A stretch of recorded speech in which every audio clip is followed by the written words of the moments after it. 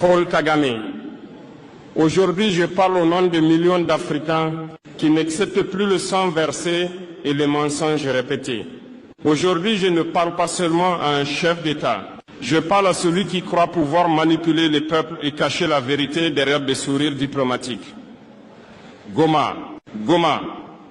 Une ville meurtrie, une région martyrisée par des guerres qui ne sont pas nôtres. Et pourtant, vous, Kagame, vous avez choisi d'être partie prenante de cette tragédie. La RDC, riche de ses hommes, de ses femmes, de sa jeunesse, est devenue un terrain de jeu pour vos ambitions. Vous avez cru que personne ne regarderait, que personne parlerait, mais l'Afrique regarde. Et l'Afrique parle. Chaque enfant qui pleure à Goma, chaque famille déchirée, chaque vie perdue, ces voix s'élèvent et disent « Nous n'oublierons pas, nous ne pardonnerons pas ».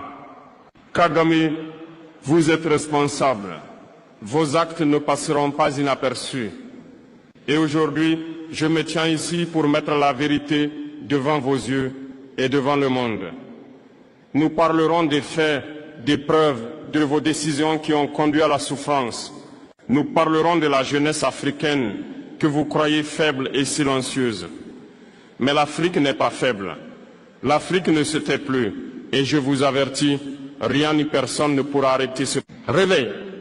Paul Kagame, écoutez bien, car ce que je veux dire ne peut être ignoré ni effacé. Goma n'est pas seulement une ville. Goma est le symbole d'une tragédie que vous avez nourrie. Chaque attaque, chaque déplacement forcé, chaque bombe, chaque vie volée, tout cela a un nom. Et ce nom, c'est votre politique, votre stratégie, vos ordres tacites qui ont plongé la population dans l'horreur.